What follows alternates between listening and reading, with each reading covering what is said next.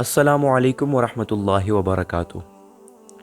کسی ریاست کا بادشاہ فوت ہو گیا اور اس کے وفات کے بعد اس کا بڑا بیٹا تخت پر قابض ہو گیا۔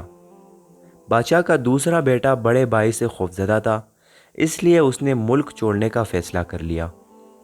بادشاہ کا بیٹا اپنے 3 دوستوں کے ساتھ بیرون ملک کے لیے روانہ ہو گیا۔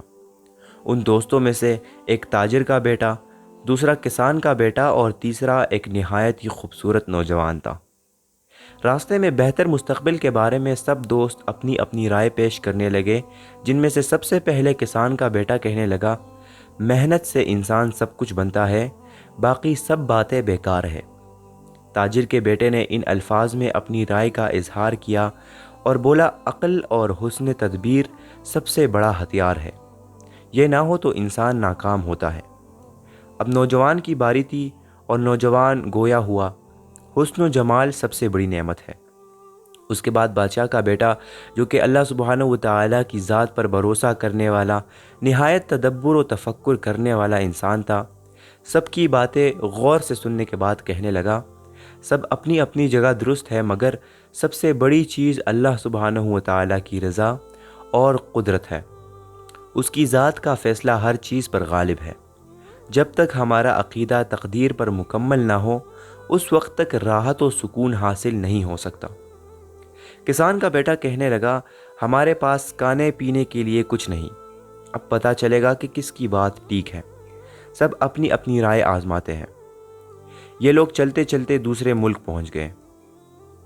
یہ لوگ اس شہر میں اجنبی تھے، اس لیے انہوں نے ایک صحرا میں پڑاؤ ڈالا۔ پہلے دن انہوں نے کسان کے بیٹے کو کہا کہ آج ہم دیکھیں گے کہ محنت کے کیا فائدے ہیں، تم جاؤ اور اپنی محنت سے آج کے کھانے کا انتظام کرو۔ اس کے بعد کسان کا بیٹا اٹھا اور جنگل کا رخ کیا، تھوڑی بہت لکڑیاں توڑی اور شہر میں آ کر 2 درہم کی بیچ دی۔ 1 درہم کا وہ کھانا لیا اور دوسرا درہم اپنے پاس اس نے محفوظ کر لیا۔ ساتھیوں کے پاس آ کر انہیں بھی کھلایا اور خود بھی کھایا۔ سب نے اس کو شاباشی دی اور اس کے بعد اگلے دن تاجر کے بیٹے کا نمبر تھا کہ وہ عقل اور حسن تدبیر کا مظاہرہ کرتے ہوئے ہمارے لیے کھانے کا انتظام کرے۔ تاجر کا بیٹا اٹھا اور ساحل سمندر پر آیا۔ سمندر میں سامان سے لدی کشتی ساحل کی طرف آ رہی تھی۔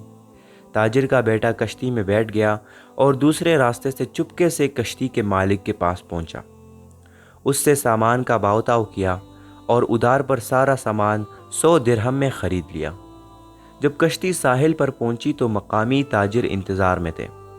تاجر کا بیٹا ان کے پاس آیا اور سارا سامان 1100 درہم کے عوض بیچ دیا اور 100 درہم سامان کے مالک کو دیے اور باقی جو بچے تھے وہ جیب میں ڈال دیے۔ اس نے پھر دوستوں کے لیے بہترین کھانے کا انتظام کیا، ان کو خوب سیر کروائی، سب نے اس کے حسن تدبیر کی تعریف کی۔ پھر اگلے دن خوبصورت نوجوان کا نمبر تھا، جس کا کہنا تھا کہ انسان خوبصورتی کے بل بوتے پر کامیابی حاصل کرتا ہے۔ دوستوں نے کہا، آج ہم دیکھیں گے کہ آپ کا حسن ہم کو کیسے کھانا کھلائے گا۔ وہ اٹھا اور شہر کی جانب روانہ ہو گیا۔ وہ ایک گھر کے باہر درخت کے نیچے بیٹھ گیا تو اوپر سے ایک خاتون نے اسے کھڑکی سے جھانکا اور دیکھا کہ ایک خوبصورت نوجوان پریشان بیٹھا ہے اور سوچ رہا ہے۔ اس نے بلا کر وجہ پوچھی، کھانا کھلایا اور دیکھا کہ مسافر ہے، پریشانی کی وجہ پوچھی تو اس نے دوستوں کا حال بھی سنا دیا۔ خاتون نے نوجوان کو کچھ رقم تھما دی اور وہ نوجوان سب کے لیے کھانا لے آیا۔ سب نے اس کو بھی سراہا اور اس کے بعد اب بادشاہ کی بیٹے کی باری تھی۔ سب سوچنے لگے کہ کسان کے بیٹے نے بھی محنت کی اور تاجر نے بھی کی، اس کے بعد نوجوان نے بھی کچھ کر ہی لیا اور کھانے کا انتظام ہو گیا، مگر اب بادشاہ کا بیٹا جو کہتا ہے کہ اللہ سبحانہ و تعالیٰ کا فیصلہ، رضا اور تقدیر ہر چیز پر غالب ہے، یہ کیا کر کے دکھائے گا؟ اب شہزادہ اللہ سبحانہ و تعالیٰ کا نام لیتا ہوا شہر میں داخل ہو گیا اور راستے کے کنارے جا بیٹھا۔ وہاں سے اسی ملک کے بادشاہ کا جنازہ لے جایا جا رہا تھا۔ وزراء، فوج اور پولیس جنازے کو کندھا دیے جا رہے تھے۔ شہزادے کو راستے میں بیٹھا دیکھ کر پولیس افسر نے اس کو ڈانٹا اور بولا، شرم نہیں آتی؟ بادشاہ کا جنازہ جا رہا ہے اور تم اس طرح بیٹھے ہو؟ بادشاہ کو دفنانے کے بعد جب پولیس افسر واپس آیا تو دیکھا شہزادہ اب بھی وہی بیٹھا ہے، تو فوراً اس کو گرفتار کر کے جیل میں ڈال دیا۔ اب وہ دوست انتظار کر رہے تھے اور شہزادے کے واپس نہ آنے کی وجہ سے قیاس آرائیاں کرنے لگے۔ اس کے بعد وہ شہزادے کو ڈھونڈنے کے لیے شہر کی طرف چل پڑے، لیکن شہزادہ جیل میں بند تھا۔ ادھر کابینہ کے وزراء، مشیر، جماد نئے بادشاہ کے انتخاب کے لیے غور و فکر کر رہے تھے کہ نیا بادشاہ بادشاہوں کے خاندان سے منتخب کیا جائے گا، عام آدمی ہم منتخب نہیں کریں گے۔ مگر بادشاہ کا کوئی وارث نہیں تھا۔ بڑے وزیر نے اعلان کروایا کہ تم میں سے کوئی ہے جو بادشاہوں کے خاندان سے تعلق رکھتا ہو وہ ہاتھ کھڑا کر دے، مگر کابینہ میں کوئی ایسا بندہ نہ تھا۔ اس کے بعد پولیس افسر کہنے لگا، ایک بندہ ہے جس کو میں جانتا ہوں اور وہ میرے پاس جیل میں قید ہے، وہ شہزادہ معلوم ہوتا ہے۔ اس کو حاضر کرنے کا حکم ہوا اور شہزادے کو کابینہ کے سامنے لایا گیا۔ شہزادے سے پوچھا گیا کہ آپ کون ہو اور یہاں کس غرض سے آئے ہو؟ شہزادہ بولا، میں فلاں ملک کے بادشاہ کا بیٹا ہوں اور میرا باپ مر گیا اور اس کے بعد میرا بڑا بھائی بادشاہ بن گیا۔ بڑے بھائی سے خوف کی وجہ سے، اپنے جان کے خوف سے میں نے ملک چھوڑ دیا، تو تمام کابینہ نے اس کی بات کو قبول کر لیا اور اس کے ہاتھ پر بیعت کر لی اور اسے اپنے ملک کا بادشاہ منتخب کر لیا۔ شہزادے کے منہ سے بے ساختہ نکلا، یقیناً اللہ سبحانہ و تعالیٰ کا فیصلہ تمام تدبیروں پر غالب ہے۔